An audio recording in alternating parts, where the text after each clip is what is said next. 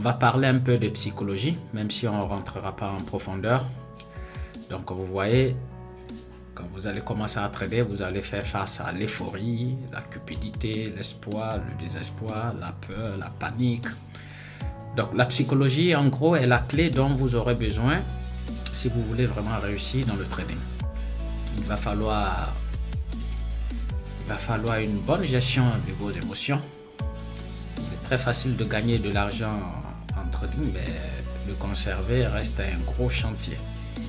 Donc vous allez rencontrer des gens sur Internet, à gauche, à droite, des vendeurs d'illusions qui vous feront croire qu'ils possèdent des formules magiques qui vont vous permettre de réussir dans le trading. C'est pour ça qu'il faut faire attention. Si celui qui vous forme n'est pas formé, et s'il n'est pas bien formé, il risque de vous déformer.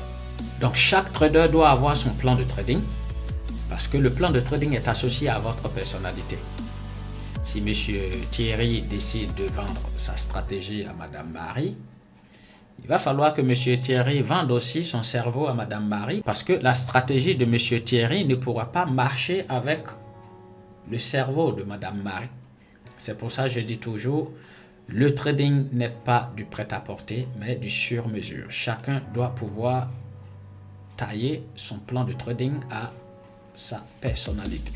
Si la psychologie représente 80% du trading, pourquoi les gens ne commencent pas même déjà la formation par la psychologie?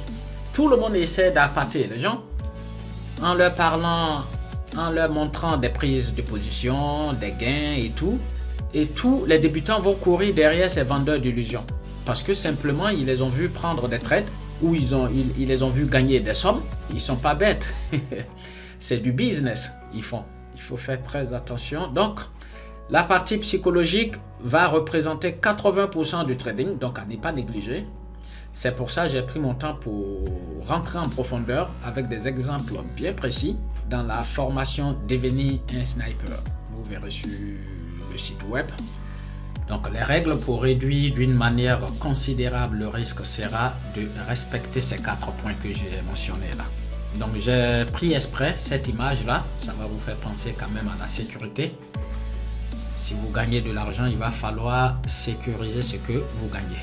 Donc ces 4 points sont vraiment importants si vous voulez réduire les risques parce qu'en trading, le risque existe. La plupart des traders vont négliger ces points là et du coup vont perdre leur argent. Donc le premier point, il faut être toujours dans la tendance haussière. Je mets l'accent sur les points clés à la hausse. Si je me retrouve dans un range, eh bien, je ne prends pas de trade.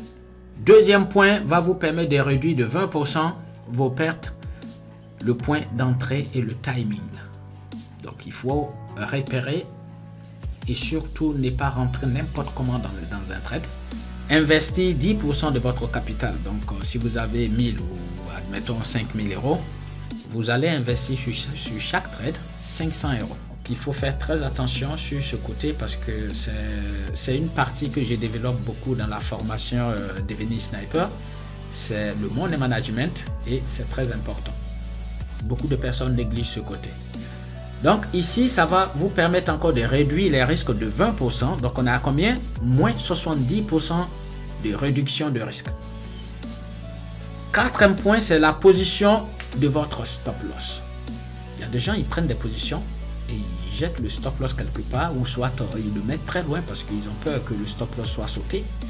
Mais non, il faut apprendre à bien positionner votre stop loss. Donc ça va nous permettre de réduire du coup le risque à 90% si vous appliquez ces 4 règles. Donc on a le scalping, le day trading et le swing trading.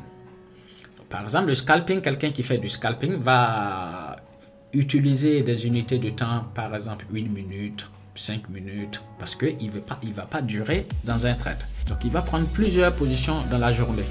Donc, prise de profit rapide, le trader va garder sa position quelques secondes ou quelques minutes. Le scalping demande une bonne concentration et un bon timing.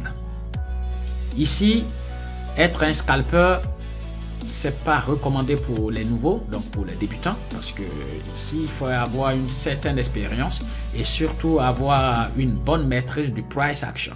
Et après le scalping, on va avoir le day trading. Donc le trader prendra une position qu'il gardera plusieurs heures ou toute la journée. Le swing trading, vous allez voir, le trader pourra garder ses positions pendant plusieurs jours ou plusieurs semaines, voire même des mois. Donc, ce sont les 3 différents styles de trading que vous allez rencontrer. Donc, ça sera à vous de choisir le style que vous voulez et vous planifierez votre plan de trading en fonction du style que vous aurez adopté. Maintenant, quels sont les horaires d'ouverture? En Europe, le marché ouvre à 9h30 et ferme à 17h30 ou 18h.